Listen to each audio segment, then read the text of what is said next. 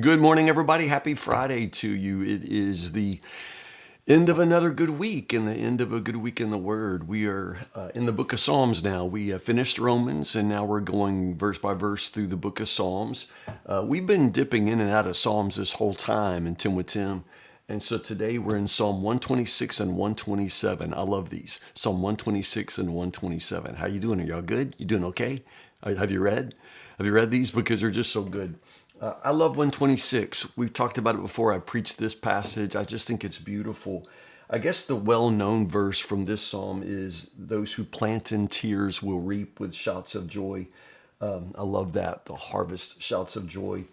Joy is the theme in Psalm 126, and it's beautiful. It's a really interesting perspective on joy. I would call it a song of joy, but it comes from a place of such pain, and that's the interesting thing. When the Lord brought back the exiles from Jerusalem, it was like a dream.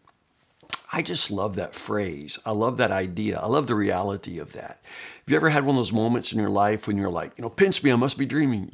It was like a dream. It was like a dream come true. And that's what they're saying. This is so beautiful. It can't even be real, but it is real. It's real life. And I guess my question is, why don't we have more moments like that in our lives? Why is it so rare that we feel like we're living the dream? I mean, often when we say, I live in a dream, we're saying that sarcastically because what we're doing would be a nightmare. You know what I mean? We have so few moments when that joy is just so palpable and also so overwhelming that you would just think, pinch me, this has got to be a dream. I can't even believe this is my life. Why don't we have moments like that? Well, I think the first thing to say is we take everything for granted. Most of us really are living the dream, and we really are. I mean, look around you. I look around here myself. If I could have just had, like, I'm talking to my iPhone, right? This is my iPhone right here. If I had that iPhone and I could take it to my sixth grade self, like the little dumb redneck kid I was in sixth grade, and say, look at this dude. One of these days you're gonna have this like this. I mean, I would be like, what? What is, like, the Jetsons? I mean, I wouldn't have even understood. And I'm not saying iPhones make life great. I'm just saying, look at all of the amazing, parts of our lives. The food that we eat. I mean, the clothes we wear, cars. And the people in your life. I mean, you're blessed with people. Most of us have wonderful people in our lives, but we take it all for granted, and you can't truly derive joy from anything that you take for granted. In the psalm, the reason why the exiles are so ecstatic with joy, the reason why they're so able to savor and enjoy everything is because they had lost everything. Having lost everything, now they appreciate everything. And that's why they find so much joy in the simple act of just going home. How many times you just look at your house and think, man, it's this dumb place. I like to strike a match. This, you clean it and you hate it, and or you watch HGTV and then you start hating your own house. It's just like, man, what if something could happen and you have to come back up the driveway and realize, man, I've never been so happy to be home in my life. You know what I mean? How is it that we take so many blessings for granted? We carry them like they're burdens, and yet we're just so blessed. You can't derive joy from anything that you take for granted. I think the other reason that we don't have a lot of moments of like, oh my goodness, this is like a dream come true, is we reach a point in our lives when we just stop dreaming. Some of you, when you were younger, you had goals. There were things you really wanted to accomplish. Dreams. Well, I'd like to travel. I would like to do this. I like to do that. And then whatever happened, life happened, and you just stopped dreaming. And now you don't look forward to anything. You don't have any aspirations. You just get through, you're just going through days. And one day is just like the day before. And I'm just not sure that's the way God created us to live. I think we're supposed to have dreams. I think we're supposed to reach for more and want more and strive. And I think you got to intentionally have more dreams, waking dreams, you know what I mean? So that there's something that you can celebrate when dreams come true. If you don't have any dreams, then you're not going to have any dreams come true. And I think that's the sad thing. Those who plant in tears will harvest with shouts of joy, songs of joy. That's there in verse 5. They weep as they go to plant their seed, but they sing as they return with their harvest.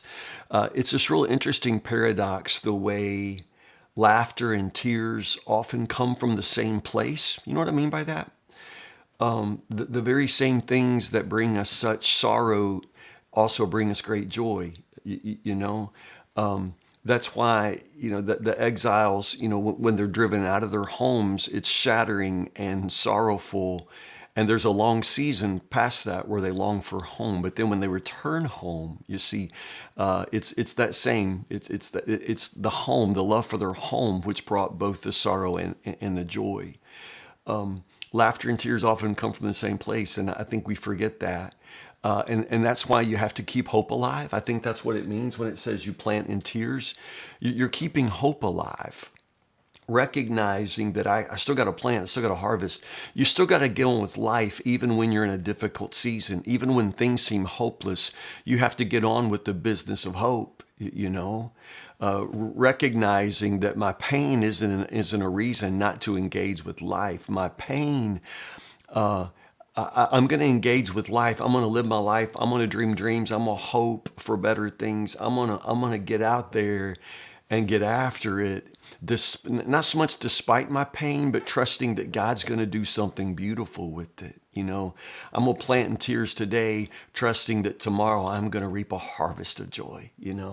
That's why I love 126 so much. I love that paradox of sorrow and joy together. Psalm 127, we quote a lot, unless the Lord builds the house, whatever we think that's supposed to mean, unless the Lord protects the city. I like that back to back, that phrase, unless the Lord, that's just an amazing way of talking about total dependence, unless the Lord does it, unless the Lord. I think it's interesting that this is a Psalm of Solomon. You notice that at the top subtitle? I don't know what to make of that. I just think it's interesting. This is one of Solomon's songs. Unless the Lord builds a house, you're wasting your time. Unless the Lord protects the city, the guards are wasting their time. Verse 2 is so incredibly important for us. It is useless for you to work so hard. What? It is useless for you to work so hard. Again, remember, we've had two verses. Unless the Lord's working, it's useless for you to work, Useless for you to work so hard from early morning until late at night, anxiously working for food to eat, for God gives rest, God is my provider, and among the things that God provides for me is rest. And I'm having a really hard time teaching this to you today because I've just had the busiest week, and I've spent all morning long trying to figure out how I'm gonna get everything done today. I have a funeral, and I have to preach tonight for a group. Of course, I've got Sunday coming.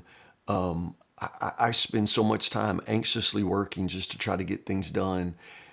And unless the Lord, unless the Lord provides the sermon, to be honest, the preacher's wasting his breath, unless the Lord, And so we work so anxiously, we work so hard as if it were all completely up to us, when if we would trust the Lord and let him do the work, then he would provide the results and the rest too. We get rest too. Wow. Okay. I just preached to myself. So thank you for sitting by while I preach that to myself. Pray for me, y'all. Seriously, pray for me. I have so much to pray for me. I love that last part. Children are a gift from the Lord, a reward from him. Children born to a young man are like arrows in a warrior's hand. Blessed is one who has a quiver full. Yeah. I understand the blessing of this verse. Casey and I would have loved to have had a quiver full. We are blessed with one son, and I will always thank God for him. He's got to be a miracle. My wife was pregnant 8 or 9 times, and we have one son, so obviously he's a miracle. But I love this idea of children being arrows, because to shoot an arrow, you have to draw back and aim, direct, and then release.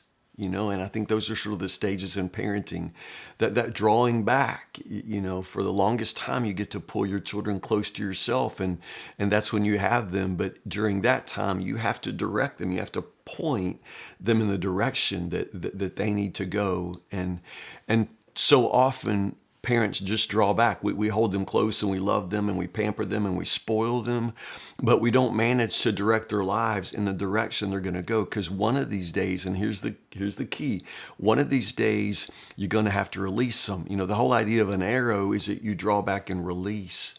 I'm telling you, that release comes a lot sooner than you think it will. It goes by real fast, but everything depends upon that release.